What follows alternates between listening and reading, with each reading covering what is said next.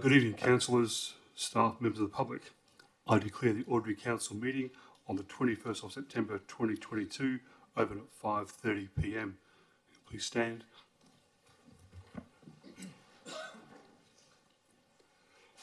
I wish to acknowledge the Garrett people as the traditional custodians of the land that we're meeting on and recognise their strength, resilience and pay our respects to the elders past, present and emerging. And while we're still standing, I'd also like to acknowledge tomorrow is a public holiday on the unfortunate passing of our Queen of England. Thank you very much.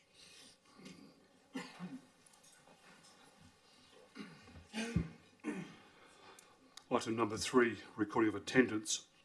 This meeting is being live streamed and audio recorded to facilitate community participation for minute-taking purposes, which may be released upon request to third parties. In accordance with Clause 616 of the Town of Port Hedland Standing Orders, Local Law 2014, members of the public are not permitted to use any visual or audio electronic device or instrument to record the proceedings of any meeting unless that person has been given permission by the presiding member to do so. Members of the public are also reminded that in accordance with Clause 617-4 of Standing Orders, mobile phones must be switched off and not be used during the meeting. 3.1 Attendance. I note that all councillors are present and they're listed under the agenda of the minutes of 3.1.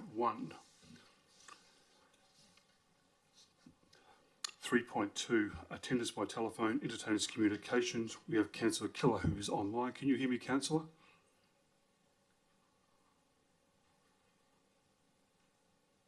Yes, I can, Mayor. Okay. Thank you, Councillor Keller. Thank you. 3.3 Apologies. CEO, do you have any apologies at all? I've received none, Mr. Mayor. Thank you. 3.4 Approval of absence. CEO, any approval of absence, CEO? Again, I've received none, Mr. Mayor. Okay, thank you. 3.5 Disclosure of interest. CEO, any disclosure of interest at all? Once again, I've received none so far. I think Councillor Christensen has. Yep. Councillor Christensen. Thank you, Mr. Mayor. So just wishing to highlight that I've got an impartiality interest to item number 12.4.3, the endorsement of South Hill Integrated Sporting Hub, and number 12.4.1 with the lease of the Rovers Football Club. Both of them are impartiality. Thank you. Okay, thank you, Councillor. Item number 4, application for approved leave of absence. CEO, do you have any applications for approved leave of absence at all? Yes, I do, Mr. Mayor. I have one from Councillor Gillingham for the period 25th of September through to the 10th of October 2022. Okay, thank you, CEO. Can I get a mover on that, please? So moved. Moved, Councillor Coles, thank you. Can I get a seconder, please? Councillor Zilke, thank you. Is there anyone against that motion? No, it's not opposed. I declare that carried absolute majority. Thank you. Item 5, response to previous questions. Response to questions received at the Ordinary Council meeting held on the 7th of September 2022 have been provided with in details in the agenda. Item 6, public time. Ladies and gentlemen, this is an opportunity of members of the public to ask questions of public questions of council. Clause 6.7-3 of the Town of Port Hedland Standing Order Local Law requires members of the public wishing to ask questions to complete the question form and place the completed form in the tray provided. If the presiding member determines that the questions or statements are out of order due to offensive or objectionable expression or defamatory, they will not be recorded nor responded to. 6.1 Public question time. I declare public question time open at 5:33 p.m. Mr. CEO, have received any questions at all? I've received none, Mr. Mayor. Thank you. Does any members of the public wish to ask any questions at all? No. I will close public question time at 5:34 p.m. 6.2 Public statement time. I declare public statement time open at 5:34 p.m. Mr. CEO, do you have any public statements at all? I've received none, Mr. Mayor. Thank you, CEO. Any members of the audience here would like to have any public statements at all?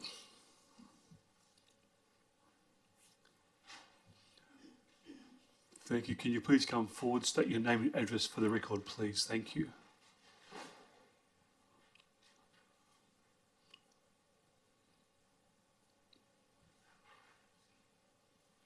My name is Doris Gulatorfer. I'm in 56 Amos Street.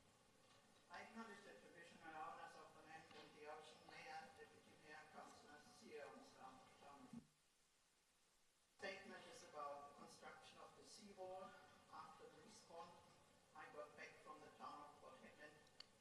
questions concerning the ongoing work along Sutherland Street, which I sent to Councillor Gillingham, and she forwarded it to one of the councillors and the CEO. When I received the answer to my questions, it was very disappointing, and I had a couple of deep breaths because I realized that I'm right, and the town of Port Hedland is not interested in the environment around town. It's just the money, especially when it comes to the marine environment.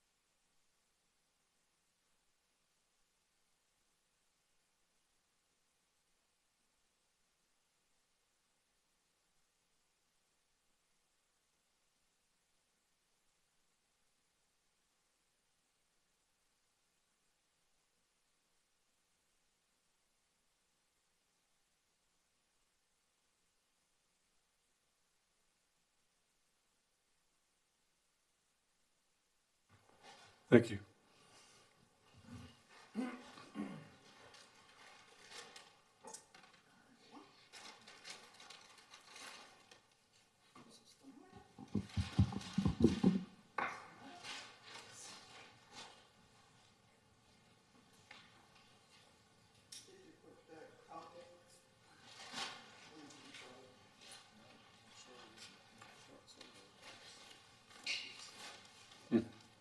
Oh, no, the sign. Okay,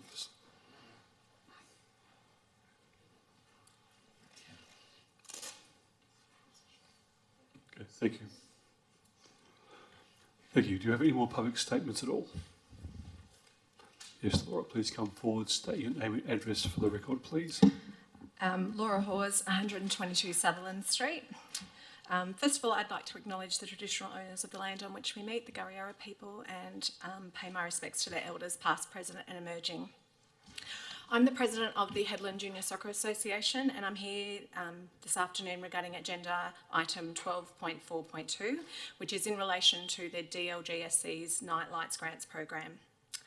For a bit of background about our club, the Headland Junior Soccer Association is a growing club run by volunteers, some of which are here tonight, and our players utilise the McGregor Street soccer ovals from March to October each year. Our players are all aged between 5 and 15. I would firstly like to thank Council for approving the levelling of our fields. Unfortunately, we've had a few injuries over the past few years due to the state of the ground, so I was thrilled to note the budget was approved to provide our players with a flat surface for 2023. As I've mentioned, I'm here today to discuss the lighting of the field, or current lack of. As you drive past the McGregor Street soccer fields, you can see that one of the pitches has lighting. This is a full-size pitch used by a group of senior players in a social capacity. There is currently no associated senior soccer club in Headland, and I'd also like to note that the existing lighting is limited, dilapidated and requires significant maintenance. Of the 4 light fixtures down there at the moment, only 2.5 actually light up. Our junior coaches use that pitch to train during the week when working around their shifts, and the current lighting is the only token activated lighting left in this town. Our coaches, mostly all parent volunteers, currently need to attend a Town of Port Hedland site to purchase these tokens. I've also recently been made aware that due to this outdated lighting and the way it is operated, our junior association is paying more in lighting to train on a pitch that is the incorrect size than the local senior football clubs. Further down towards the skate park are the junior fields that our association uses on game days. There is currently no lighting on these fields. I recently became aware of the CSRFF Night Lights Grant program that was available and went to the Town of Port Hedland for support for us to lodge an application for this funding. As we see it, the lighting is required for 2 reasons. To allow our club to grow in numbers and to ensure we are providing a safe environment for our players. As some people would know, soccer is a winter sport, which is really great because we get to avoid the Pilbara heat for our season. However, the sun obviously sets earlier during the winter months when we're playing. The Australian Government's AusPlay 2022 results have shown that 14.5% of the Australian population under 14 chose to play soccer last year as their sport of choice, making it the most popular team sport for children in this country. In July, the Australian Sports Commission also released a report on the impact of sports due to COVID. This report shows that since the pandemic hit in 2019 and Australians were forced to isolate and team sports were put on hold, Australians are returning to active lifestyles and team sports in droves. Participation rates in children are stabilising and starting to turn upwards after reaching low points in 2020. The Headland Junior Soccer Association has witnessed this with a 37% increase in registered players this year compared to last. However, even though we've had a huge increase, we also have a wait list a mile long as we can simply not play any more games before the sun sets. We are a capable, energetic committee with so many ideas to further our club's development, but at the moment we are simply not in a position to allow our club to grow, due in part to the lack of lighting down at the fields. Our club is scheduled to host the 2023 Northwest Championships in Headland. Not only is this a great opportunity for our players to compete in a tournament on their home ground and have all of their friends come and watch them, the economic benefits for the town as a direct result of this competition will be significant. Teams from the Kimberley and Pilbara regions will converge in Headland, bringing up to 1,500 people to our town. It's a fantastic opportunity for us as a community to showcase our home. However, like every other regional town that has hosted these championships, to ensure we can run all of our games across the weekend, we require fixtures to run into the evening, which at the moment, without lighting at the fields, is simply not possible. The need for surface upgrades and lighting has been identified across several Town of Port Hedland consultation processes as far back as 2011, including a detailed needs analysis of sporting and recreation facilities in Port Hedland and a public open space strategy. The agenda for the McGregor Street Master Plan, or Port Hedland Sports and Community Hub as we now call it, approved by Council on the 28th of August 2019, specifically stated that Hedland sporting reserves should have design features that will allow us to cater for large events such as regional tournaments, top grade grand finals and community festivals. That same agenda item passed by Council had a community engagement and needs analysis attached, which I've realised is also referenced in another agenda item tonight, which spoke about the McGregor Street Oval and that adequate floodlighting to Australian standards for training at a minimum is required to ensure this sporting field can be used to its full capacity, particularly for winter sports when the sunset occurs soon after the workday has ended. That same paper stated that competition lighting is also increasingly becoming a need due to the growth in the association back in 2019 and the need for greater utilisation of the facility. As all of the elected members would know, I'm very aware that this master plan will be rolled out in the future and that the soccer fields will need to be moved within the site. The Hedland Junior Soccer Association was part of the consultation process for the master plan since 2017, and we are thrilled to see stage 1 of pitch progressing. We are extremely supportive of the plans for the precinct. However, we're also aware that the lights we are asking for can be moved at a later date and set alongside the new pitches. And if the South Hedland Integrated Sports Hub Master Plan is approved tonight and funding is secured and the project gets set underway, there needs to be another option for the clubs that utilise the South Hedland grounds during the construction period. So surely having another lit field in Port Hedland would be an advantage to all during that time. We've worked hard with the Town of Port Hedland staff to develop a business case and grant application for the installation of these lights, and we'll do anything further that is required. We're a growing club with a small amount of parent volunteer committee members who simply want to get on with the job, grow our association and provide a welcoming and safe environment for our players. We're not asking for much.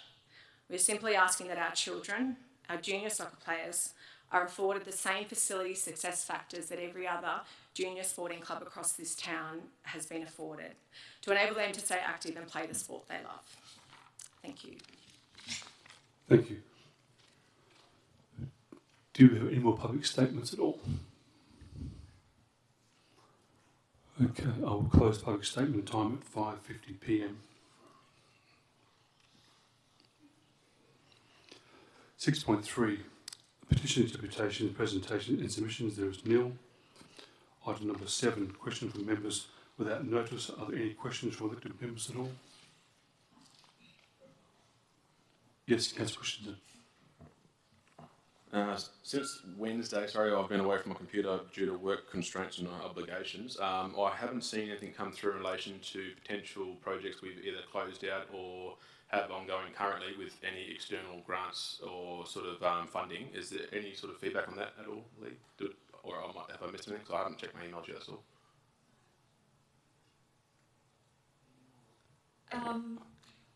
I haven't been asked to provide any. I did provide some information about the projects from the last 2 years, South Hedland and Port Hedland, but I haven't been asked to provide any information on grants. That was just on Wednesday when I requested that we asked for the actual, because I said to you that one of my concerns with the upcoming motion was the fact of the percentages of grants that have been afforded to the plan. I just requested to see if we had any, I think I said either 3 on either side of the ones that have been completed and the ones that are current. So, is there anything we can, off the top of your head? We can take that on notice. Okay, thank you. Is that all, Councillor Christian? Last one is just to confirm. Another question I put to us on the Wednesday is, how many sporting clubs / association currently use McGregor Street?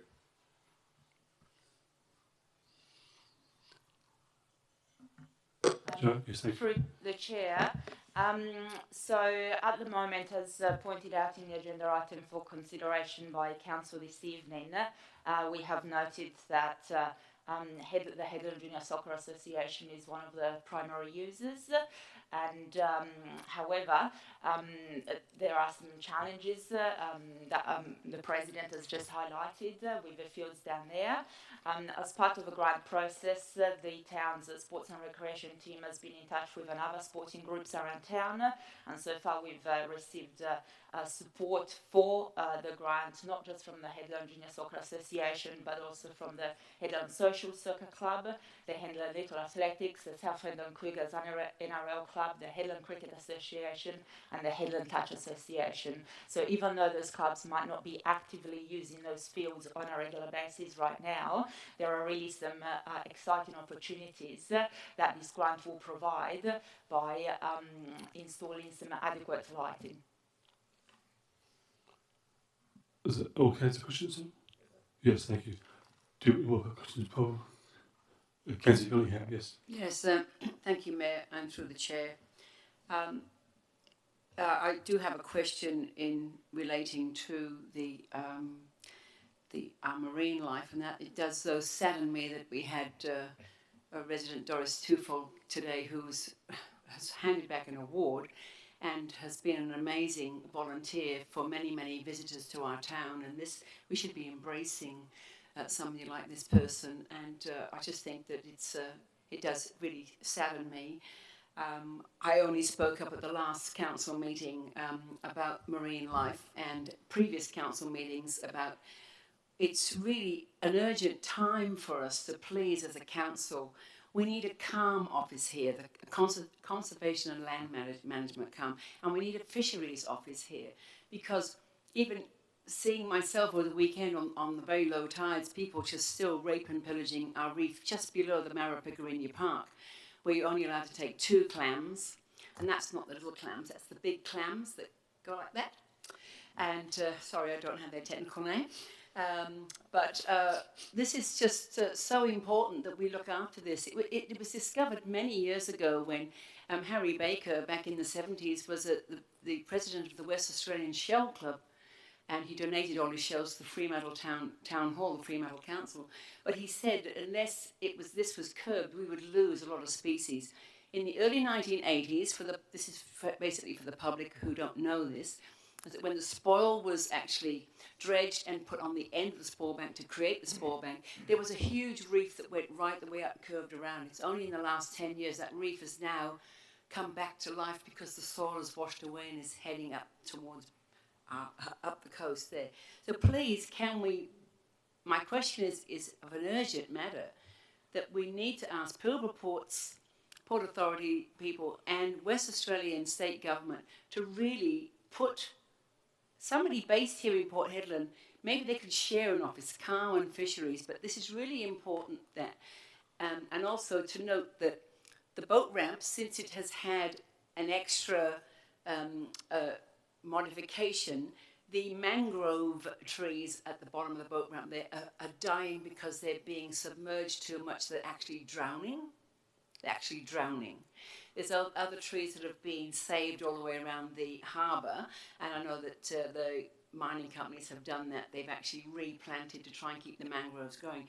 But we're in jeopardy of losing this fantastic marine life. It's for visitors, so I just urge, my question is, can we please, with urgency, seek more information about getting these offices here in town, please? I have one more question after that. Thanks, Mayor, for the Chair. Yes. Is that I did get a phone call about the mango trees that are still in Stephen Street, from where Stephen Street resident retirement village has been pulled down and everything is sand there, that I counted 4 mango trees which are in desperate need of water.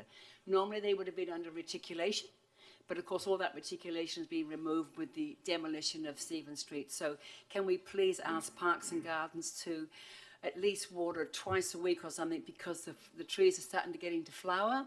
As soon as the mangoes appear, then they need water. Otherwise, they're actually going to die there. And so please, can we look into that? I know trees are a bit of a subject with me, but we were asked to plant trees a long time ago here, and we do need trees for shade. So yeah, that's just those 2 questions this evening. Thank you, Mayor. Yeah, Much thank you, appreciated. Councillor Gillingham. Thank you. Do you have any more questions from councillors? That's all. Thank you. Through the chair, Yes, Mayor. Councillor Turner. So I appreciate the comments made by Councillor Gillingham, and certainly the presentation tonight was certainly disappointing. The irony, of course, of this moment, though, is that today we've learnt that Town of Port Hedland actually won an award for Coastal Adaptation and Management Award. So I just thought I would, invite the director, if you'd just like to speak to that award and what it was won for. Just to highlight some of the good work that is done, acknowledging there are challenges.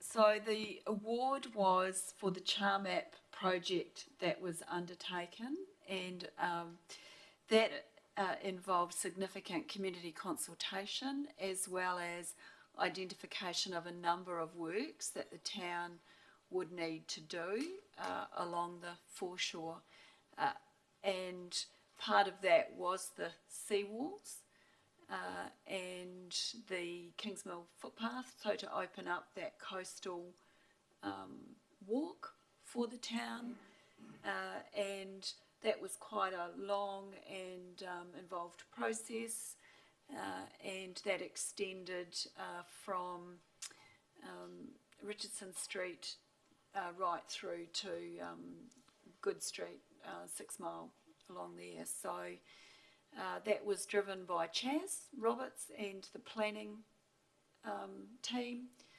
and that was recognised as one of the state's best planning exercises, and how that's now been integrated into the way that we deliver infrastructure, and identifying some of those things that we have been starting to do. Okay, thank you.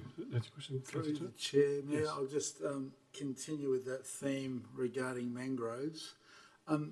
It's my understanding that the Pilbara Ports Authority have responsibility for the management of the mangroves, and that they have quite an extensive plan. Through the chair, can we make a request for the Pilbara Ports to make a presentation about coastal management and their approach to both the propagation, support and rehabilitation of mangroves in the surrounding areas? Yeah, absolutely. Thank you, Councillor Turner. Thank you. Just Yes. through the chair, Councillor I have one more question. Yes, Thank you. it's okay. Could we please, as acknowledging which our Deputy Mayor Turner has just said, time is the essence here, because I've been talking about the mangroves for 3 months now, and they're just not going to survive the summer season at the Richardson Street boat ramp. We've already lost the mangroves between the salt piles and the flyover just before we get to the Northwest Coastal Highway, because of everything that was done with the flyover. The main roads, the federal government did not allow the water to drain back to the creek, and therefore all the mangroves there you'll see have died. They've all died. They've all drowned. And the other thing is, can we please also do an assessment of Pretty Pool, because it's silted up and the water just does not, when it comes in, it just doesn't flow back out and clear the creek. And then this is also upsetting our ecosystem. So please, there's a few things to add to the book. Thanks, Mayor. Okay, thank you, Councillor Gillingham. Do we have any more questions from Council? No? Great, thank you. Item number 8, announcement by the presiding members as discussion. Presiding members for the meeting of the month of August 2022 are detailed in the agenda and printed into the minutes. Item number 9, declaration from all members have given due consideration to all matters contained in the business paper before the meeting. May I have a show of hands, please? Through the chair, Yes. just wish to highlight and make a note that, again, I don't feel that I've given all due consideration to the long-term financial plan. However, I'm comfortable to move ahead with the debates and conversations leading in from this meeting. Thank you. Okay, thank you, Councillor Christensen. Through the chair. Yes. I also too would like to mimic exactly what Councillor Christensen has actually said as well, please. Which was, That I have not given all due considerations to the matters contained in the business for the long-term financial plan, please.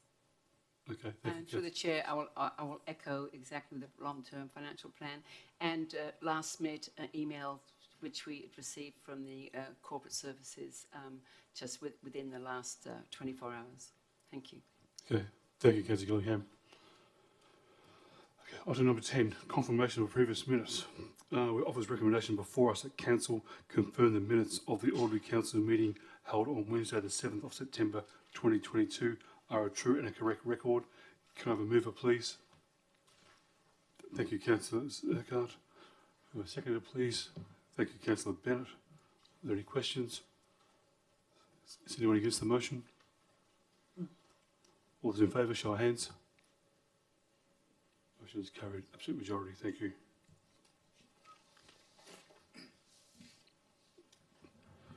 Before we move on office reports and communities, I remind members of the public not to take any action on Council's decision on items on this evening's agenda which may they have interest in until formally notified in writing by the town has been received. Decisions made at this meeting can be revoked in line with the Local Government Act 1995. Item number 11, reports from communities. There is nil. Item 12, reports from officers. 12.1, corporate services. 12.1.1, long-term financial plan 2022-2037. We have an officer's recommendation before us that Council adopts the Port Hedland long-term financial plan 2022-2037 as per attachment 1. Can I have a mover, please? Councillor Zilke, thank you. Can I have a seconder, please? Councillor Turner. Is anyone against the motion? Okay. Councillor Christians, you're against the motion? Councillor? Yes. Point of order through the chair. Can we please ask for the mover to start and then the second? Yes, I'm just checking who was against. You're against it. Yes, that's okay. Okay, no, go to the debate. Okay, Councillor Zilke, for the motion. Thank you, Mayor. I'm in support of the plan because we spent a lot of time on it. I know that there is some oppositions to certain aspects by members, as is obvious because of the voting. But I just want to remind everybody that this is a plan. This is like a roadmap of where we're heading, where we're thinking of going. And I don't want to get caught up in thinking about what's happening right now. We need to look forward, I guess. And I believe that we have put enough time into it and looked ahead. I don't know the intricacies of each individual sporting group. That's not my forte. But from the information I've been provided, I'm happy to support this and move it forward, noting that each one of these items, when they come up, we will have to decide on them individually anyway, and we have the right to change them, veto them, postpone them, or whatever needs to be done. Thank you. Thank you, Councillor Zilke. Councillor Turner. Look, I echo the sentiments of Councillor Zilke. I think the financial plan does provide a roadmap. It's a statement of intent to our commitment to build the future of Hedland. I think we have spent a significant amount of time working through the document and line by line. And councillors have actually given up their own time on weekends to meet and work through this document. It provides a guide for investment over the next 15 years. And in terms of the measurement, the 3.5, I think that's quite a responsible and appropriate level of rates or proposed income generation. I think it'll support the capital infrastructure that we always talk about. One of the things that you often hear in our community is that Hedland is the engine room of Australia, and we deserve better. Well, I think what this document does, it actually provides that roadmap for something better. and for something that is really represents a standard of excellence that we strive for. Is this set in stone? No. We have the ability to respond to the circumstances, both financial, economic, social, political, as they arise. And we don't have a crystal ball. But what we do have is an aspiration, and the aspiration is to really create a culture and standard of excellence for all of Hedland and for all of Hedlanders. And if you look at this plan and some of the key features of it, well, we've responded to community response, community comments. We're at a critical point of housing crisis. The cost of building, the availability, the supply, the rentals. We're reaching back to the boom days, where it's unaffordable. And what have we done in this plan? We've actually made a commitment of $40 million to service worker accommodation. That wasn't there before. That hasn't been articulated. That is a massive commitment. That's what our community is really asking of us as councillors, as leaders, to address these needs. So it's $40 million in service worker. There's another 18.5 allocated within the plan for accommodation for Town of Port Hedland staff and renewals. That's a massive commitment. We've responded to childcare. There's $10 million allocated for childcare. And whilst there are challenges in how we supply childcare workers, well, what this council did, I don't know, was it 6 months ago, 12 months ago? Well, we agreed to partner with the City of Karratha, and we've now got the Dharma. So it's how we actually work in this space and integrate the plans that have been developed through the excellent work of our administration and bring that. And of course, we have the South Hedland sporting infrastructure. That is a massive, massive commitment, which I think we should be proud of, because it goes to not just a 15-year cycle, but really what we're saying is we're projecting into 50 years. This is a once in a lifetime opportunity to make that sort of commitment, and we need to be innovative in the way that we grow. Hedland is very much a FIFO economy. That will not change, but we need to be committed to actually building the residential population. And we're going to do that by putting in place the necessary social and economic infrastructure needed to attract people who want to stay in Hedland. This is the vision. This is what we've articulated through this plan, and I think that is why we now need to commit, okay? We don't need to go back for more consultation, more reviews. I think we've had that conversation, and I think this plan is an excellent plan, as a responsible plan, and I would hope that the council support it and pass it tonight. Thank you. Thank you, Councillor Turner. Councillor Christensen. Point of order through the chair. Can I please just request that we follow the correct processes in relation to debate? I don't think that you should be singling me out to ask. I think the next question should be, all those against, please. No, you said against. You're the first one. Point of order. Again, it does not state in our standing orders that the person who raises their hand, as there was 3 of us that raised their hand, the chair, yourself, cannot dictate who then I decide who goes next. Thank you. Okay, point of order. I would like to move a procedural motion that the chair's decision is disagreed with, as it's not to the standing orders. Thank you. I'll second that. Okay, anyone against the motion? We've got a mover and we've got a seconder, Mr. Mayor. There's no debate.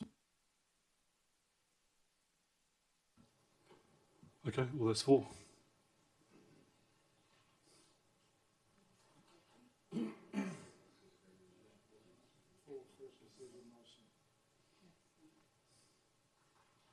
Okay. All those against? 1, 2, 3, 4.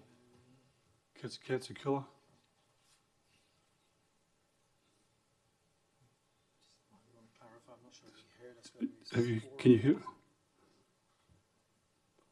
Oh, lost him. You're on mute, Councillor. You're on mute, Councillor Keller. Sorry, I missed that. It was breaking up. I missed that last bit. It's basically for or against. We have Councillor Christensen, Coles, Gillingham and Eckie against. Sorry? Procedural motion, yes, procedural motion. And basically for, there's Councillor Bennett, myself, Councillor Turner and Councillor Zilke, and we're waiting on your vote as well. I think you'll find Oh, sorry, for. Procedural motion. Yeah. You need to clarify the procedural motion, I think. Councillor Keller, just for your information, and it sounds like you might have missed some of the information. We're in debate on the item. The Mayor has invited Councillor Christensen to speak. Councillor Christensen has called on a procedural motion that decision of the Mayor's be disagreed with. We're now voting on that motion that the Mayor's decision be disagreed with. We just need to clarify whether you are for or against that motion. And point of clarification, if I may, through the chair, to instill the reason why I'm in disagreement with it is because I disagree that the presiding member can dictate who talks for or against the motion as he chooses. It's clearly stated that the mover talks first, the seconder will talk second, and then it states clearly that you will ask for those against, and then the people can identify who wishes to talk next. Is the reasoning for my clarification.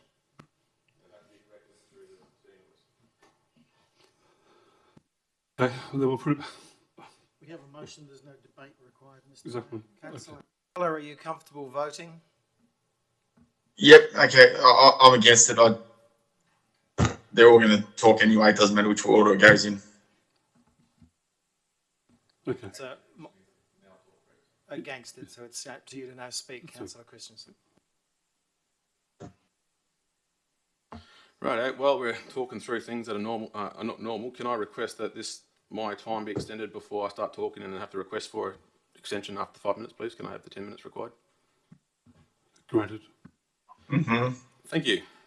Rightio. So, before I go on to talk through my concerns in relation to... I'm on mute, baby. Do we want to try and let him know it's not on mute? Councillor Keller, can you just put your microphone? Thank you. Right out.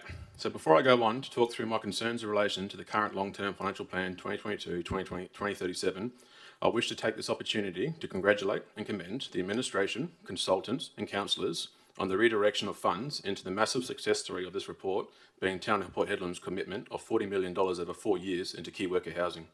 A commitment I eagerly await reciprocation from our fellow members in the state and federal levels of government. Now, I believe it's important to draw people's attention to questionably the most important document in relation to creating a financial plan, the Strategic Community Plan. Quotes taken from within. The plan details how the shared community vision of building generational prosperity can be delivered by leveraging our unique assets. We acknowledge current trends and reviewed expected shifts in demographics, social economic issues and potential local, national and global impacts. I bring these quotes up as it's no secret to anyone sitting around the table tonight that we find ourselves in unprecedented times. Our town, our state, nation and even the globe still battling with the ever-present struggles related to COVID-19. Throw on top of that the global and local supply chain and labour shortages, the war in Ukraine and an inflation rate with a ceiling that would challenge Whitney Houston's vocal range. With all these big issues we already know about and the uncertainty of the future moving into us, I'm concerned with the at best description of this plan to be ambitious. I wish to bring to your attention the first 4 years of this plan, where we see an average of $76.6 million of capital expenditure. Crazy numbers when you take in consideration, 1, we are in the midst of some of the highest construction costs with a massive shortage of skilled labour. Put more simply, we are paying too much and having uncertainty of the quality of build. 2, when you compare these numbers with the back end of this plan, the last 4 years average is a mere $35.6 million. Yes, you heard it correct, that's over half. And a very clear image that this is a very front-end loaded financial plan.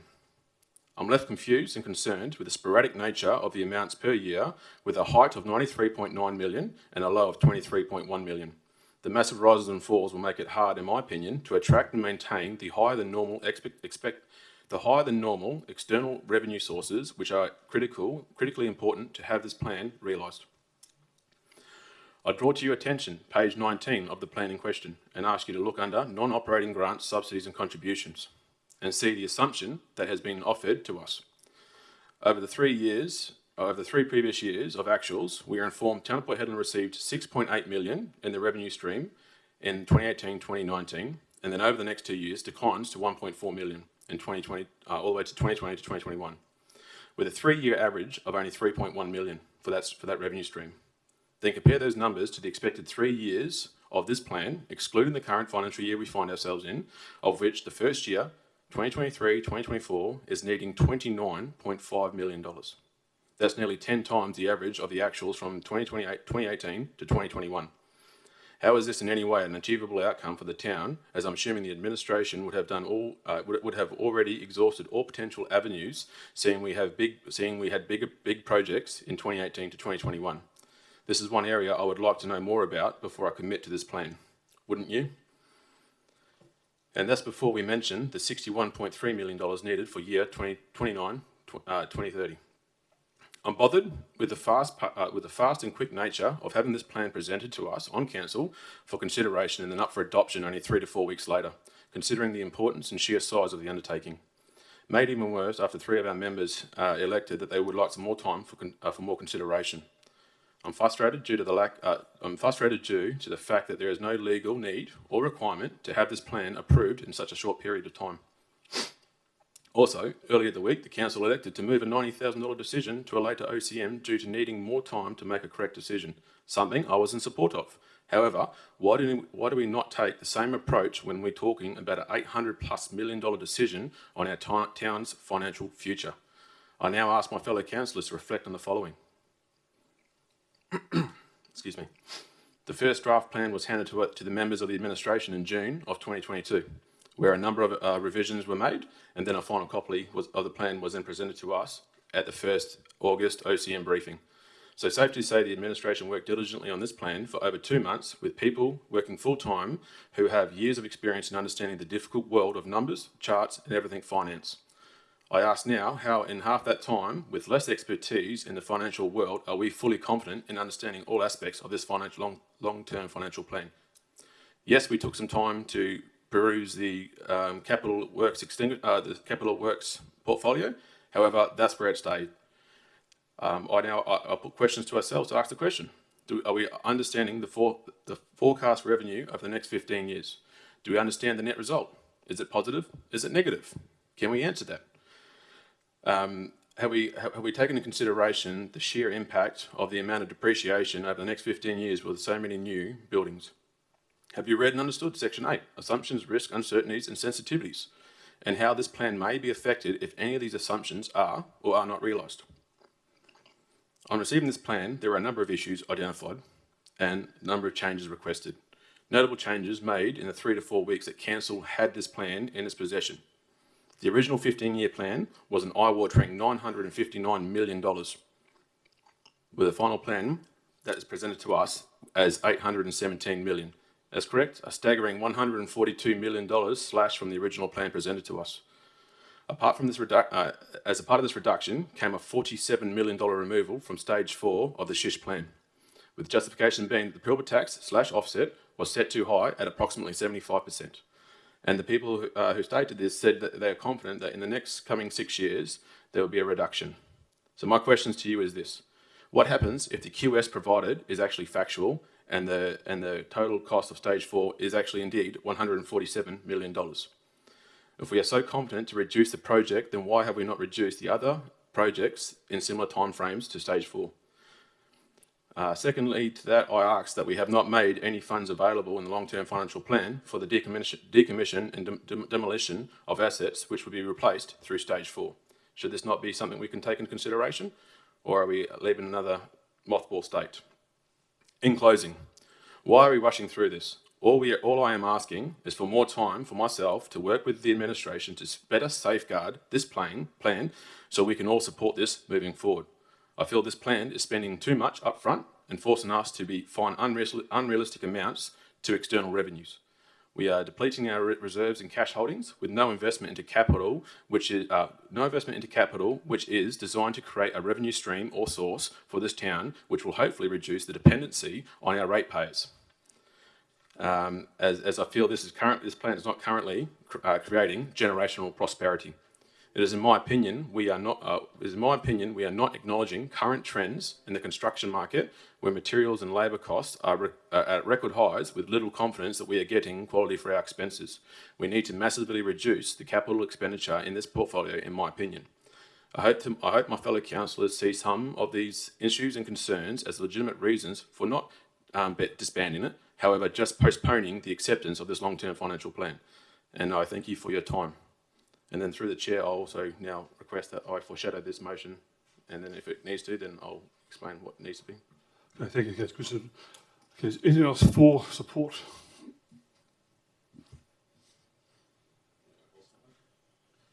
No. Is there against the motion? Yes. Yeah, I'd like to speak against the motion, principally on the fact that I don't have a head for figures. I don't have a head for radio either, but the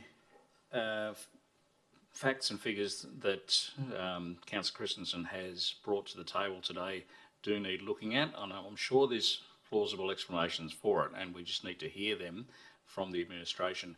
The timing, to me, is a concern, and that's the basis of my opposition to accepting tonight the long-term financial plan. I don't disagree that we need to accept a long-term financial plan. I just think that with the timing of receiving the documents, we haven't had enough time to delve deeper into it, unlike Councillor Christensen has.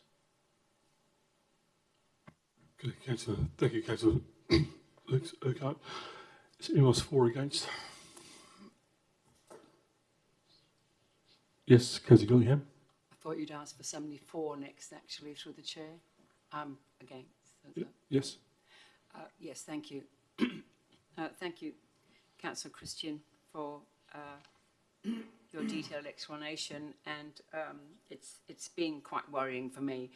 I can honestly say that I only know of one weekend of 4 hours which I've been able to attend, and I actually don't think there were any other weekends, actually. There has been a briefing I have not been able to attend. I still do not think it's enough time. With rates that have been passed at 2.5% because of the GRV, and then information recently brought to our last council meeting of a public member saying that our rates and everything was based on 1,300 new residential properties being built. I can't see that, and I just realised now that it's not the case, and things will have to be adjusted, and this is supposed to be going with the plan. So therefore, this will affect our long-term financial plan, and we do need to go through this and make sure that we do get it right. And I do hope that we can lay this on the table to bring it back at least to perhaps the end of October or November, where we can have some more information and perhaps get together. Though we do have a Department of Local Government conference that a number of us are attending at the beginning of October. While it means that we're going to be out of town, some of us, for a short time, it actually is quite interesting that we will actually be meeting with pretty much 50 councils from the whole of Western Australia and get a pretty good outlook and insight into how they are doing their long-term financial plan, because I think you pretty much feed off each other and get some information. But yes, it has been worrying me about what is happening with the plan. I do feel as if it's rushed. Do we need to rush it? No, we don't need to rush it. I would like to think that we give a bit more time, and I think time here is the essence. Thank you. Okay, thank you, Councillor Gillingham. Is anyone else for or against? No.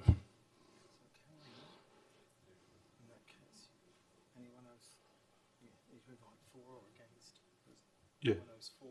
Is anyone else for or against? No. Are you against?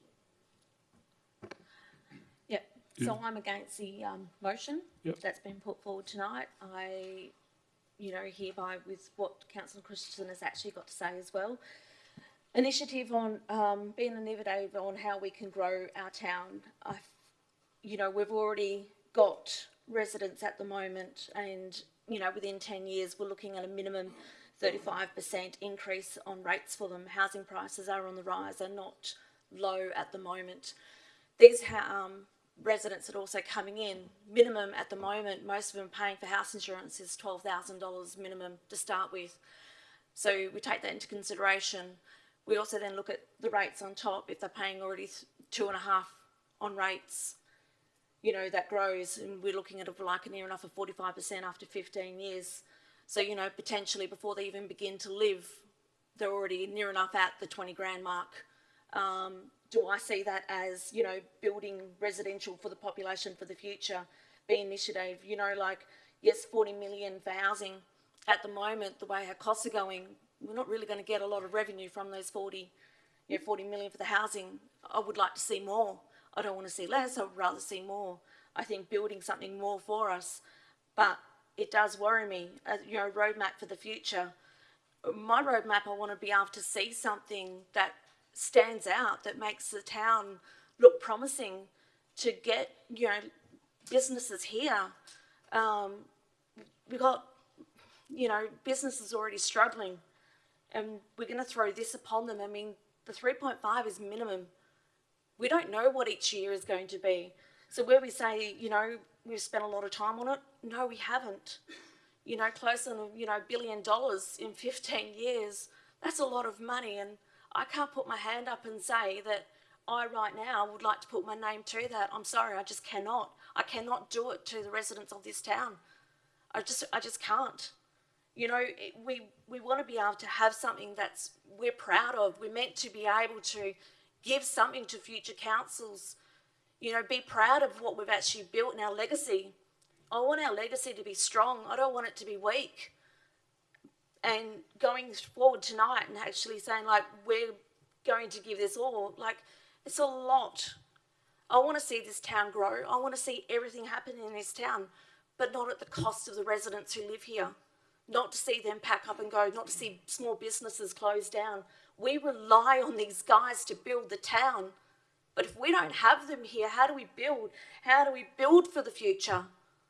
I want financial stability for our town. That is what I want.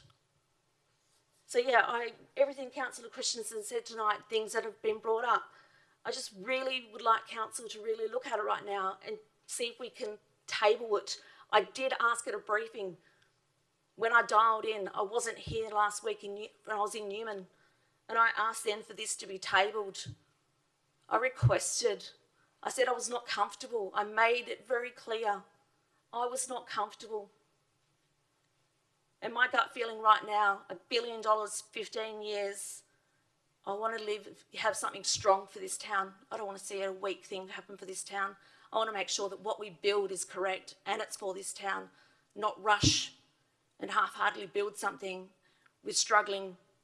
We've already got things that, so much work going on, but we don't have the people to do it. I don't want rush jobs. So yeah, for this reason, I do not support this tonight. Thank you, Councillor Coles. Councillor Christensen, do you want to, your foreshadow, just clarify it?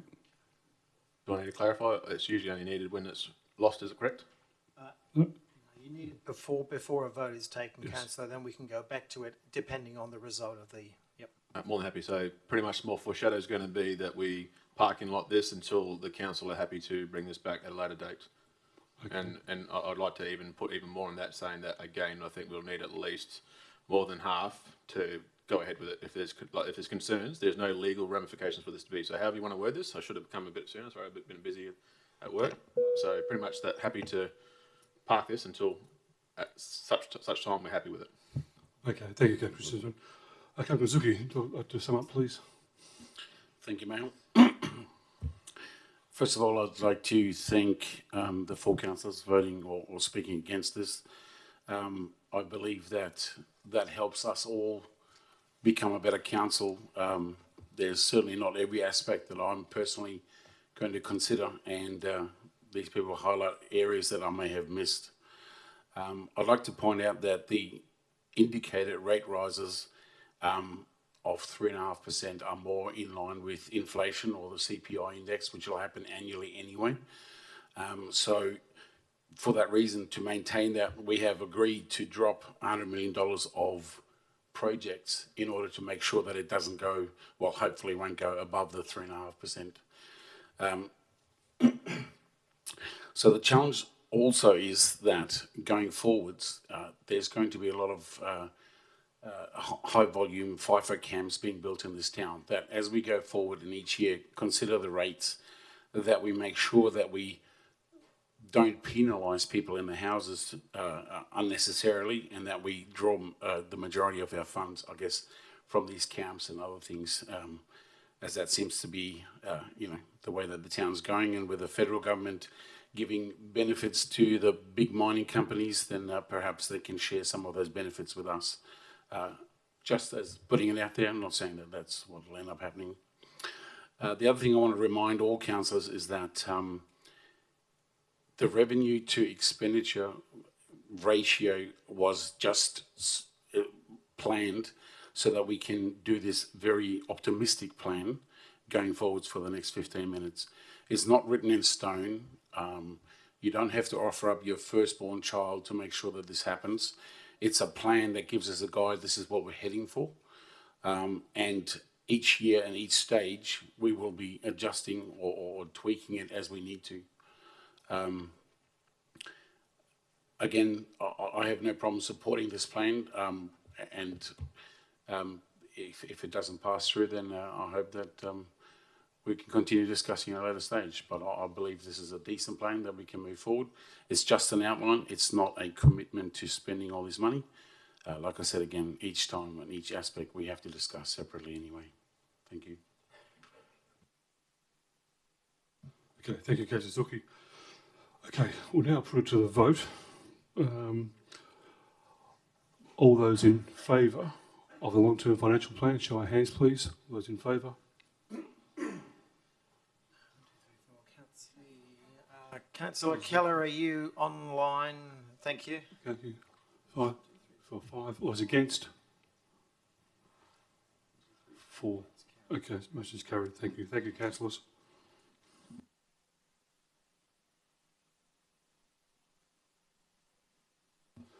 Okay, item number 12.1.2, adjustment of rates concessions for the 2022-2023 financial year.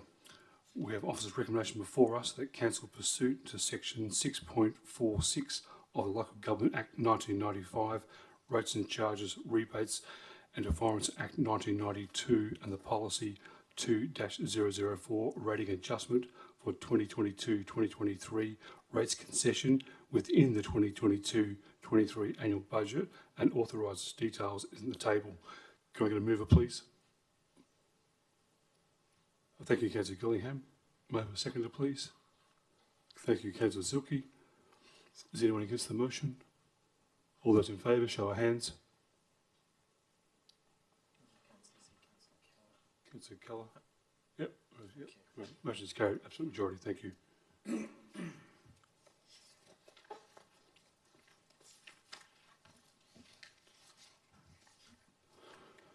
12.1.3, Statement of Financial Activity for the period ending 31 August 2022.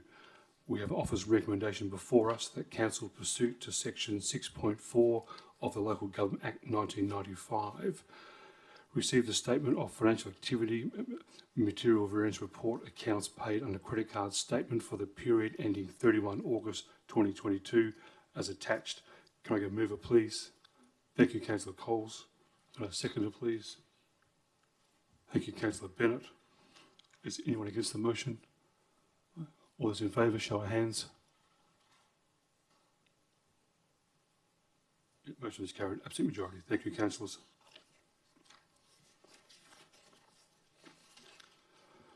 12.2 Community Services. 12.2.1. request for contribution for a community concert for Bloodwood Tree Inc.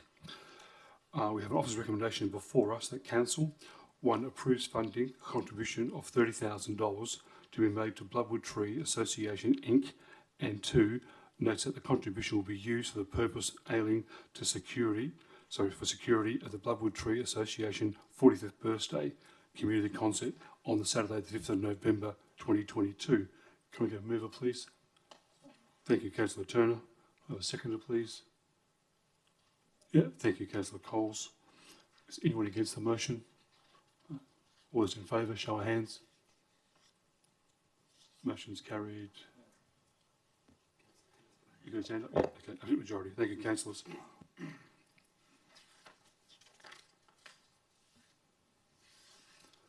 (12.3) Regulated services. 12.3.1 permit closure of Wise Terrace, the proportion of Rasslink South Headland. We have offers a recommendation before us that council, 1, note the submission received during the public consultation for the period of road closure of portion of Wise Terrace and portion of Rasslink in South Headland, and 2, provide in accordance with section 3.5 of the Local Government Act 1995, the road closure of portion of Wise Terrace and portion Rasslink South Headland for a different period of time. Can I get a mover, please? Thank you, Councillor Turner, thank you. Seconder, Councillor Zielke, thank you. Is anyone against the motion? All those in favour, show of hands. Yeah, motion's carried, absolute majority. Thank you, councillors.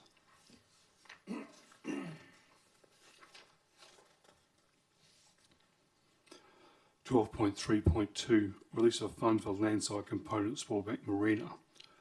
We have an officer's recommendation before us at council. 1, amends the 2022-23 budget to include allocation of $12,234,032 excluding GST for the Marina Reserve and the operating budget in order to facilitate payment of the town's landslide contribution to the Sportbank Marina. And 2, authorise the CEO to make payment to the Department of Treasury for the town's contribution to the landside component of the Sportbank Marina as detailed in the financial assistance agreement adopted in 30th of June 2022. Can I get a mover, please? Councillor Bennett, Councillor Turner, and second was Councillor Zielke. Thank you. Is anyone against the motion? All those in favour, show of hands. Motion's carried, absolute majority. Thank you.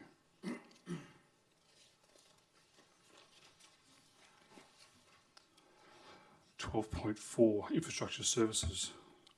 Councillor Christensen, you've got a declaration, please.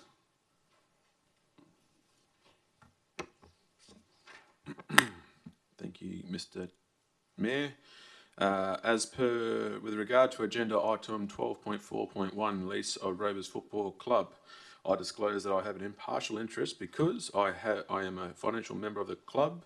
As a consequence, there may be a perception that my impartiality of the matter may be affected. I declare that I consider this matter on its merits and vote accordingly. Thank you. Thank you, Councillor Christensen. Okay, 12.4.1, Lease Rovers Football Club. We have offered recommendation before us that council, in accordance with section 3.58 of the Local Government Act 1995, authorise the Chief Executive Officer to negotiate and enter into the community lease agreement with Rovers Football Club on Collins and Matheson Clubhouse building. Note that the term of the lease will not exceed 21 years and notes that the lease will be subject to ministerial approval. Can I get a mover, please? Thank you, Councillor Coles. A seconder, please. Thank you, Councillor Urquhart. Is anyone against the motion? All those in favour, show of hands. Yep, motion is carried, absolute majority. Thank you, councillors.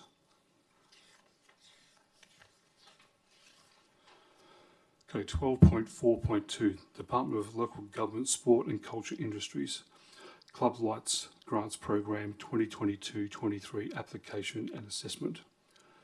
We have offered a recommendation before us that council, 1, approves the submission of the funding application to the Department of Local Government, Sport and Cultural Industries via its Club Lights program. And 2, subject to the above application being successful with the Department of local government, sport and cultural industries to provision of the amount of McGregor Street lighting upgrades approved in the FY 2022-23 Capital Works Program to be considered as the town's contribution to the project. Can I get a mover, please? Move, Councillor Zilke. Seconder, Councillor Urquhart. Thank you. Is anyone against the motion? Councillor Christensen.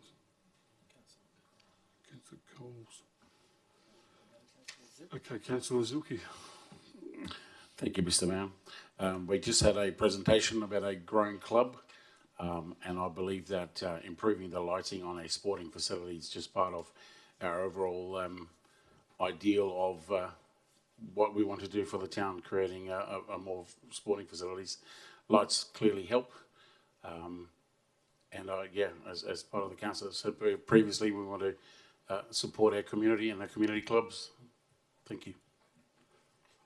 Thank you, Councillor Zilke. Councillor Urquhart, yes.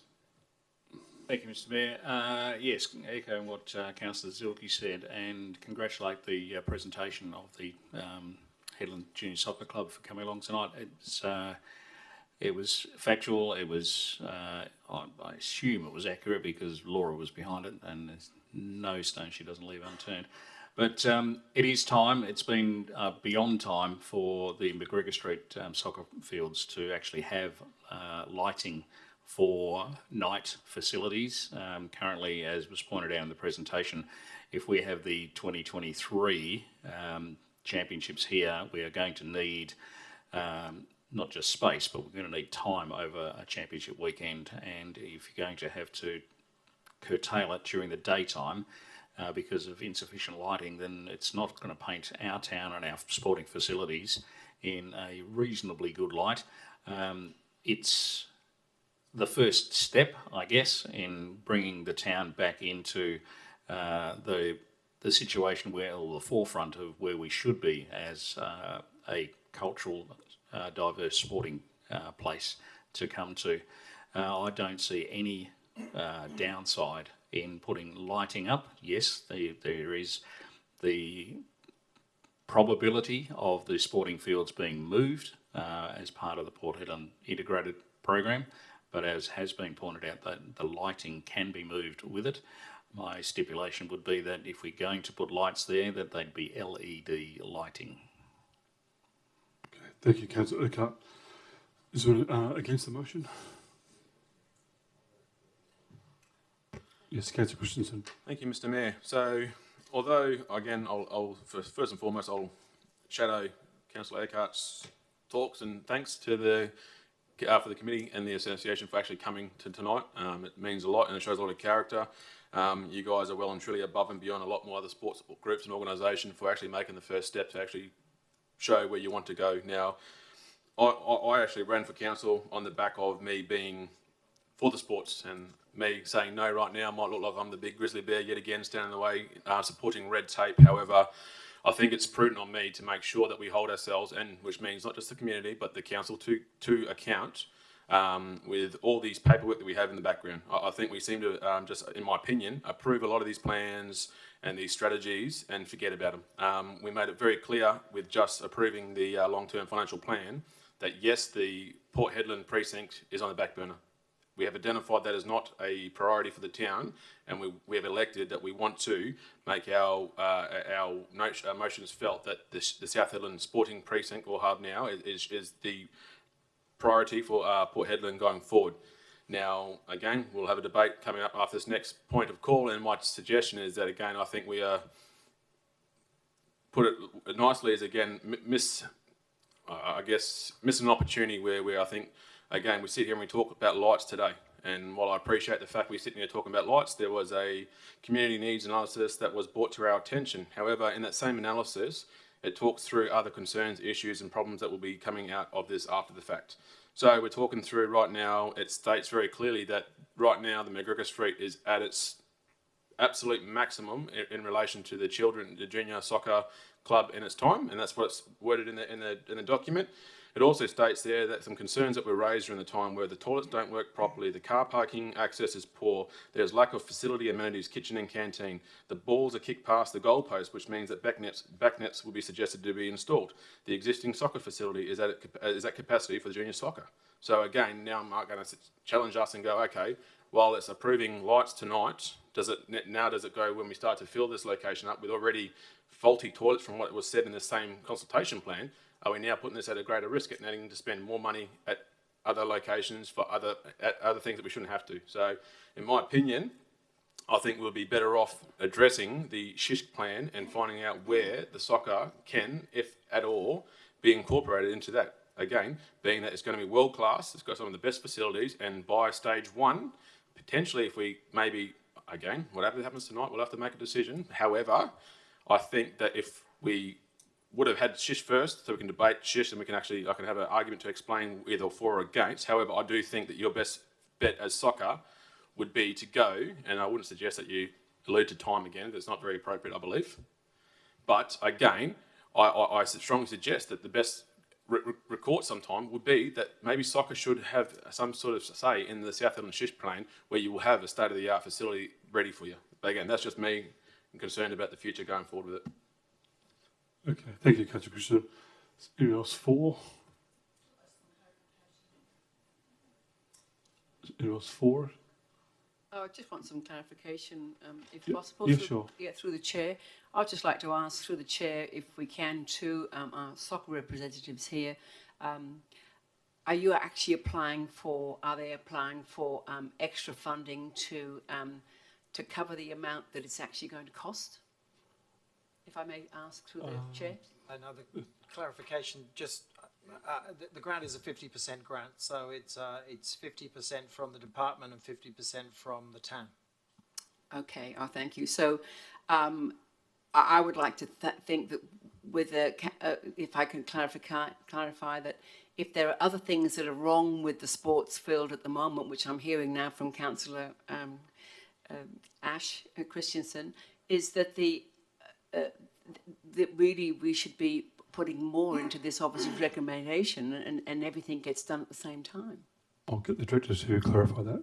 Can the director? Yes, please. We did a significant upgrade to the pavilion last year, which was opened. That included upgrade to toilets, kitchen facilities, changing rooms, and I think we spent $300,000 on it. So that's actually, they've got a very nice pavilion there now. And so what's left to be done, which is in this year's capital budget, is to do something with the turf and level that and the lights. Okay, thank you. Is that okay? Thank you. Is anyone else for or against? Yes. Yes, Councillor Turner. Yes, I'm for. So again, just like to echo earlier statements on the quality of presentation by Laura. So thank you. I'm for the proposal. I think it's when you have an opportunity to secure potentially secure match funding from state government, I think it's a significant advantage to us. This also goes to the growth both of the sport but the activation of the site. So by having lights, it provides a flexibility in terms of future response, well, current and future. So I think it's already been stated that the soccer club, through Laura's presentation, is supportive of the SHISH, and through Joe's statement that there's any number of clubs that would have interest,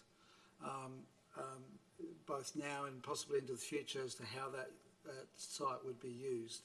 So it's about activation, it's about participation, it's also about safety, ensuring that we've got adequate lighting, that we can see where we're running and everything else. So look, I'm fully supportive. I think it's an excellent proposal and I think it's long overdue. Thank you. Okay, thank you, Councillor Turner. Anyone else for or against?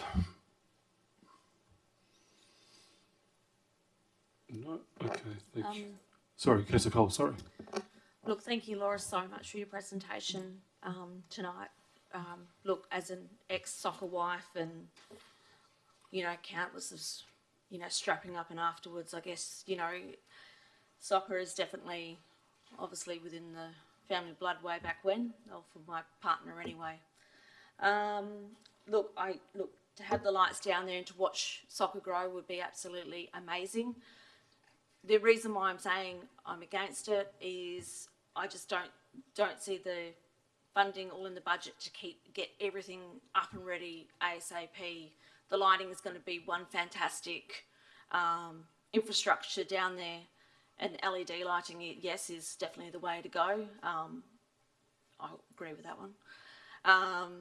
But yeah, like to see it grow and everything, like I'm not against the lighting, to see you guys play down there and have the night games and everything else like that. My concern is just the extra bits in there that's going to be needed, and where we're straight away what we're agreeing on a long-term financial plan that I obviously was against, and knowing full well there's, you know, the fish side of things wasn't exactly part of our discussion that we were going to create straight away. We were concentrating on South. That was my understanding at the time, not so much as Port, but definitely for the lights for you guys. But my just concern is the extra amount of money and whereabouts, you know, obviously that's going to come from straight up to get this whole area up to scratch straight away for you. Look, I just want to see soccer grow. I think it's a fantastic sport to watch and play. A lot of injuries. But, yeah, hence the reason why the ground has to be 110%. You know, if you go down south, I tell you right now, you know, they've got some really good grounds down there. But I've ran along that ground before, and it's definitely very hard. I wouldn't like to play crash and burn on that one myself. So definitely the upgrades on it, I would like to see. That's the only reason why I'm only against it, is because I really want to make sure the funding is there to watch and see that area grow correctly, while we're at the moment we're concentrating on the shish, which I would love to see all integrated sports be brought across there, exactly what the state-of-the-art facility deserves. Okay, thank you, Councillor Coles. Anyone else for or against? Okay, we'll now put it to the vote. Oh, sorry, Councillor. Sorry, Councillor. Thank you, Mr. Mayor. We're always talking about supporting our community and wanting to create better facilities. Here we have an opportunity that is funded 50% by the state government, and I think it's a really easy win. What it'll do is not so much detract between Port and South, but it'll also complement the current upgrades that have happened to the sporting fields. As well as was mentioned that there's 4 other codes that we're interested in the field at the same time. So I struggle to see a loss in stopping this motion from going through. So I think that this one is a relatively simple motion to approve. I don't have any problems with it. I'm sorry. Thank you.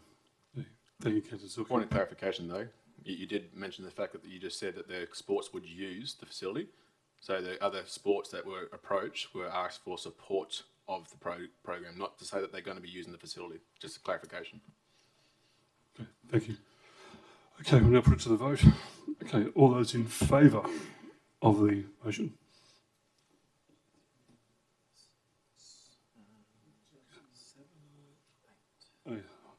Eight. All those against? 1. Okay. Motion is carried. 8-1. Thank you, councillors.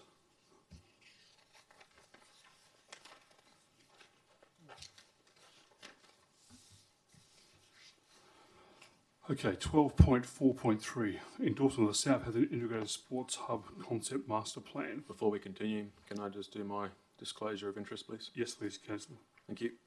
With regard to agenda items 12.4.3, the endorsement of the South Heatherton Integrated Sporting Hub Concept Master Plan, I disclose that I have an impartial interest because I am a financial member of multiple clubs within the area.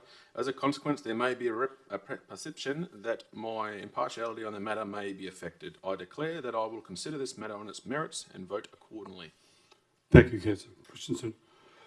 Okay, we have office recommendation before us. The council, 1, endorse the South Headland Integrated Sports Hub concept design master plan as per attachment 1, and 2, endorse the delivery of the proposed staging and construction tender plan as per attachment 2, subject to funding. Can we move it, please? Point of order, are we doing it separately or together? All please? together. Thank you. Can I move it? Thank you, Councillor Turner. A seconder, please. Councillor Silky, thank you. Is anyone against the motion? Okay, thank you.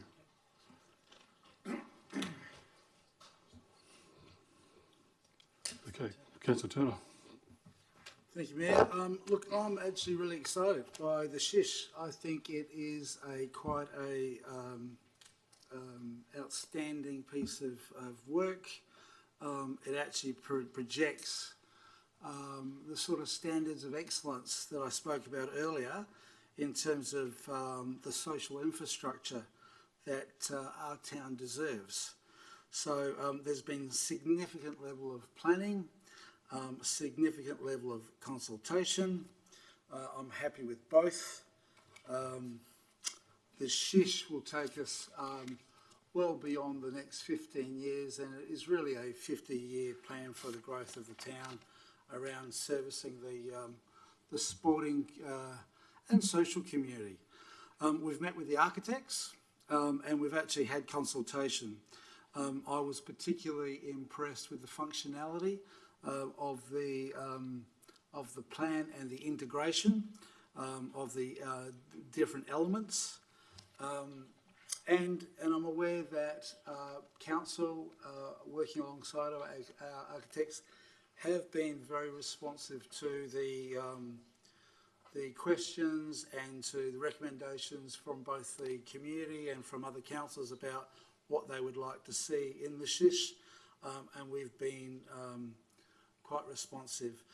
My concern is that we do have, we have our sporting infrastructure is ageing, and we need to have a plan that clearly outlines what that investment will be and a phased approach in terms of commitment to build over the next 7 years. So I think it's also significant that the investment, we've made a clear statement as a council to actually make that investment in South Headland.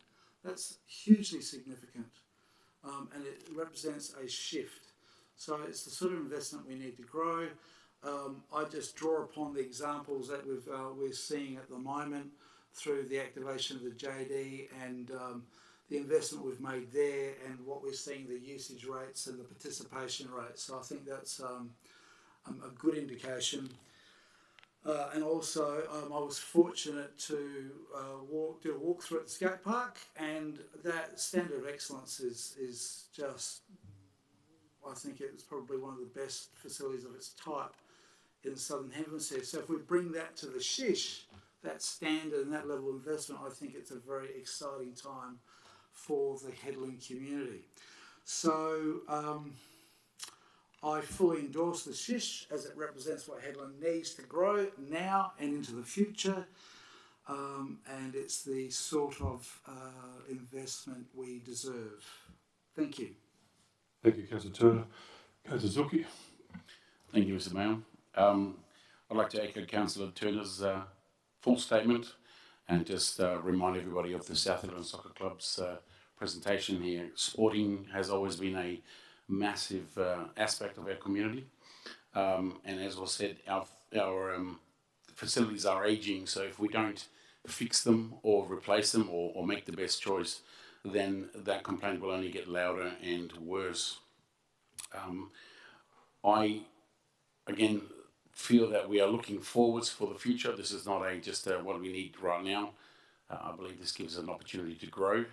I know that there is an opportunity, or there's a potential that our town may not grow as much as what we want, but then again, this is done in stages, and we're looking out for tenders to go and move forward.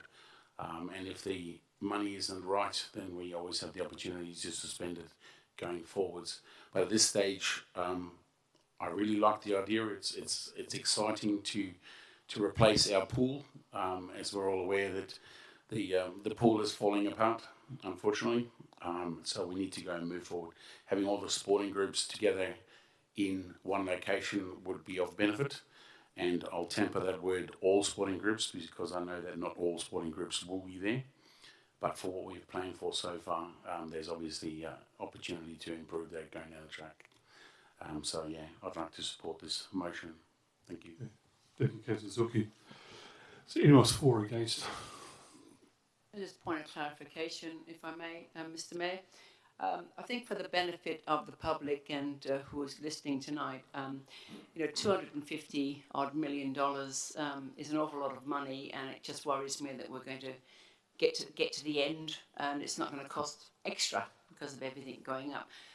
But for the benefit of the public, Mayor, could you just let the public know how much funding will the town of Port Hedland be able to grasp at to help towards these massive costs? Thank you.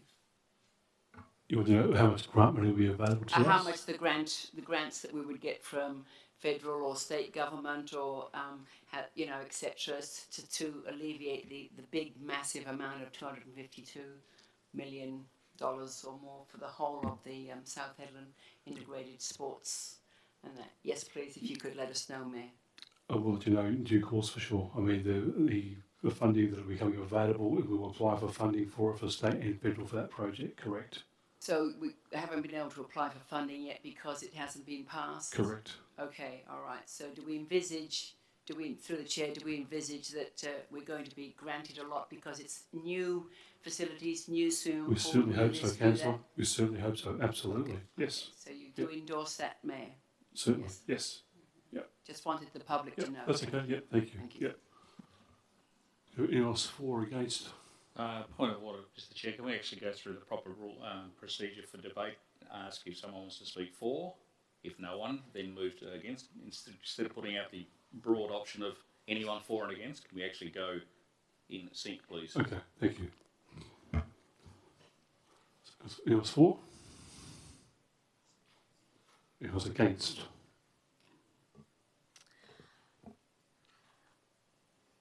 I really like the idea of having, state-of-the-art facilities, having access to be able to finally have rehabilitation available, having a new pool, because our south pool is quite derelict, having built structures and facilities for the growth of the town. It concerns me with the cost that have we underestimated this, and in turn, where does this leave us financially as well? What burdens do we put that upon our town? Or are we dragging money out and dropping something else that we want to go ahead and plan for? They're just the concerns of me at the moment in going forward with this one here.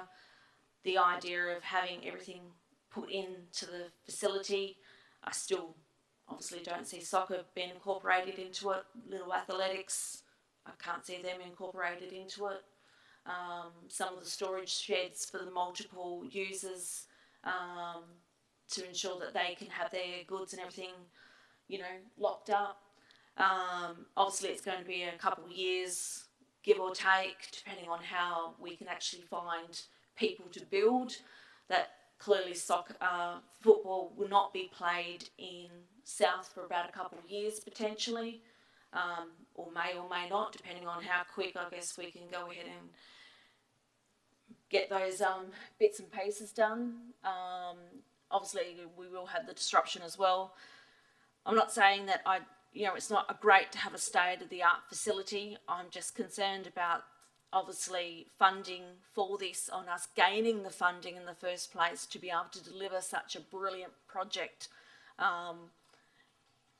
This is the only reason why at the moment I'm still up in the airs with it, but once again it falls back to the long-term financial plan in that sense as well. It's $252 million, or near enough $253 million. That's only estimated, but we don't know how much further it goes from there, as obviously pricing goes up shortages goes up on different things. Obviously, labour shortage is in there as well. It just concerns me, that's all. Like, it's a huge project to undertake. Look, I think it will be fantastic for the town. I'm not saying not, but I just want to make sure all the little ducklings are all in the line, because that's a bit that concerns me even more at this stage. Ensuring we've got the funding in place, ensuring that an estimated cost is in, you know, a good step in place. These are my concerns. This is what worries me, not the fact that we're going to have a state-of-the-art facility in South. Look, I think that's going to be brilliant. It's going to be great for the town. But once again, funding and the estimated costs and the rising of costs, this is what concerns me. Okay, thank you, Councillor Coles. Is anyone else against the motion? Can we speak for? For? Oh, good. Thanks, very good. I will speak for the motion very briefly. Most of you will understand that in the past I have harped on as this is going to be a legacy piece. We need to get it right. I feel at this stage the letting of the tenders and stage one for next year is to quote the Whitlam campaign of 1972, it's time. We need to get it done, and the longer we delay, the more the cost is going to blow out, because we're going to be spending money on more consultancy fees and more development fees. It's time for stage one to get underway as soon as August 2023. Thank you, Councillor. Okay. Is anyone else against the motion? Yes, Councillor Christensen. Right, yeah. So, I feel that if council endorses the SHISH plan as it currently stands, and then further endorses the delivery method sitting in front of us, it will be a disservice to the grassroots sports of this town. As a report and everyone involved with the early days of this plan have been waiting a very long time to get to where we've got to now. I respect and thank everyone involved to this date. However, I don't feel just because it's been ongoing for years, it justifies delivering to what be, in my opinion, a loss-win project for the town with a massive price tag. The report draws down references and says that they, and we've heard today, that the town want new. I rebut this and draw your attention to the community consultation and needs analysis, where it states, and I quote, strategic community plan presented by the town of Port Hedland identified that in relation to the provision of public open spaces, existing residents would prefer a greater investment in their existing public open spaces than the development of new assets. In my opinion, the SHISH contradicts this in so many ways, and I'll elaborate. But before I continue on, there are a few rebuttals here that I think that we need to understand with what we're saying. So the first one is, a number of our fellow colleagues have talked about the integration being a success. We talked about one location being a benefit. We spoke around the combination of everything in one location being utmost. I'll ask you, and I'll challenge you now, and ask the question, have you taken in consideration the State Design Review Panel report? Have we honestly read through that word for word and understood what's come up in that? That's my first question. The second question is, we're talking through how we have a lot of ageing assets that have gone past due date. Now, the question I'll throw to you is, what are the ageing assets outside of the pools that we are getting rid of? We're getting rid of a Kevin Scott Oval, which is, in my question, the most updated sporting grass-lit field that we have. And in order to do that, we are also then having to get rid of publicly accessible and usable spaces now that are too multiple sports to actually cater for the move of Kevin Scott Oval. So they are the rebuttals to the points that I've had before, and I'll move on to my continued speech. Excuse me. I would prefer a greater investment. So my elaborations to my first statement was, with the introduction to the Aquatic Centre, the administration and consultants feel that the best practice for this would be to be put on the northern end of the existing Wangara Stadium, which means that Kevin Scott Oval, like I mentioned before, would have to be demolished and relocated to a different section of the reserve. A different section that is not yet currently lit and grassed. The downside to this request would be that we have wasted, in my opinion, $10 to $15 million on a relocation of an asset that, in my opinion, shouldn't need to go.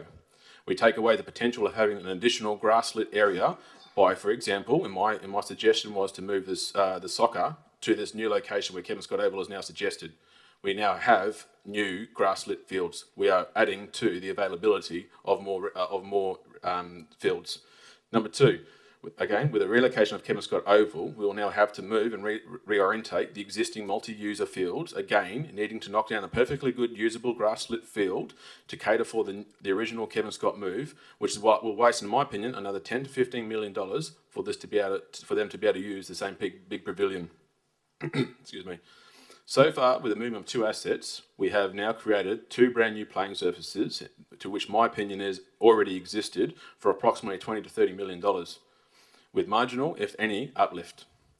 Do we feel that this is good use of our money, or should we listen to the report and upgrade the existing public open spaces where required? Again, I draw reference to the State Design Review Panel report.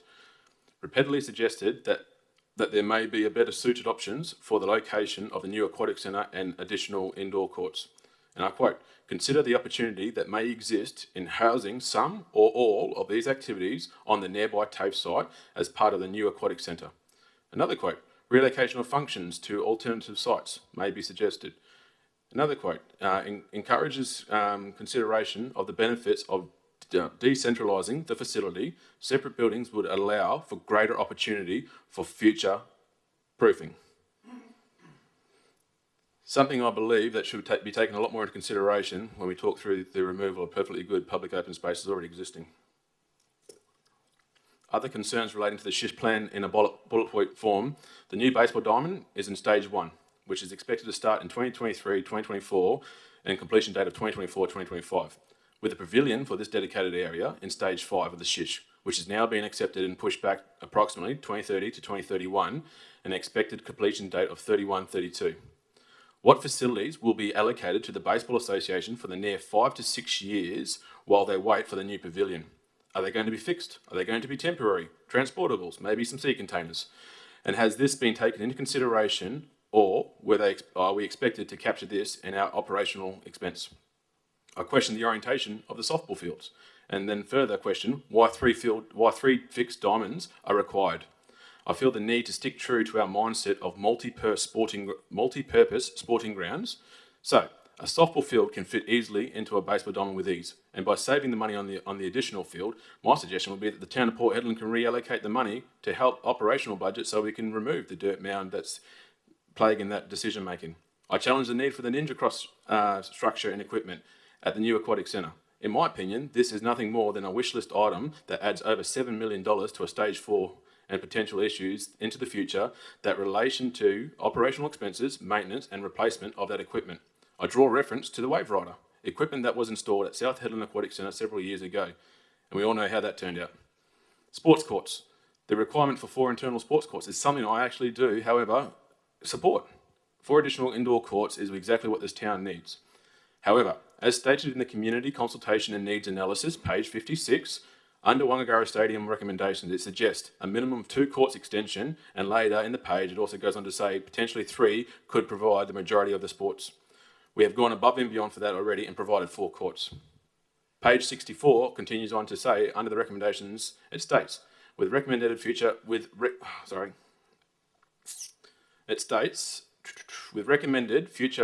provision of outdoor and indoor courts at the Wangagara Stadium, there will not be a need for outdoor sports courts at the JD Hardy Centre.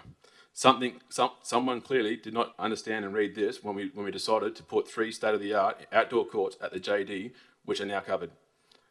Support and celebrate where we can. However, this is another example of how we do not stick to the many strategic community plans, the many sporting precinct plans that we have in place, and go about making decisions on the cuff.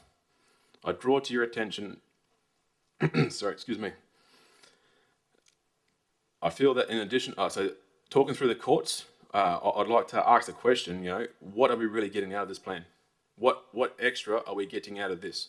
So, to conclude, I feel that we are jeopardising the original goals of the SHISH by making the aquatic centre the priority to determine the grassroots sports of this town and the grass-based sports of this town. This plan fails to deliver any extra lit playing fields for our grass-based sporting groups. In my opinion, goes against the advice set in the State Design Review Panel report, and I challenge through the process. What do we get out of this? What extra are we getting apart from a nice shiny new pool? I don't believe that there is much more uplift in this in the grassroots sports of the group. Yes, we get plenty more internal courts, we get new pool, we get a new gym space. However, the original plan of the shish, I'll draw back to you, was predominantly based around the grassed sports. The people that play on the grass fields, who need lights, who need this sort of group so we can play during the summers. Again, in my opinion, these people are the ones who are being left behind. So, again, happy to look at it. However, I do encourage us to not endorse the second motion of this, as the attachments, which I hope we've all read, are factually incorrect. So would love to see what you all think about that, and we can go further clarification if required. Okay, thank you, Councillor Christensen. Is anyone else for the motion? Point of order. Councillor Christensen, can you point out the errors on the attachment for sub 4.2, please? Would love to. So if we all go to the attachments that were provided to us, and we look through the second lots of attachments that are related to that, and it breaks down, because again, if I remember correctly, we're endorsing the delivery of the proposal, staging and consultation tender plan as per the attachment 2. If I'm not mistaken, the fourth stage is still quoted to be $147 million. As per the long-term financial plan we've just received, we have now taken off $47 million of that, with no understanding about where that's coming from. So again, I don't understand how we can endorse the second one if we are still, by that plan, endorsing $147 million spend. And I wouldn't be comfortable just moving $47 million out of that, because again, as per my previous statement, the information that we received was it was because of the 75% taxation levy that is applied to the Pilbara. Happy to be corrected. Okay, thank you, Councillor Christensen. Is there anyone else for? Anyone else against the motion?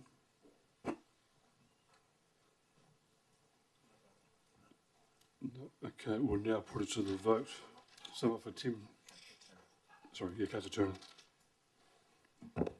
Thank you for that, and thanks for the comments. I'm not going to sort of speak any further. I'm going to echo Councillor Eckhart's comment that it's time, and I'm prepared to put it to the vote now. Thank you.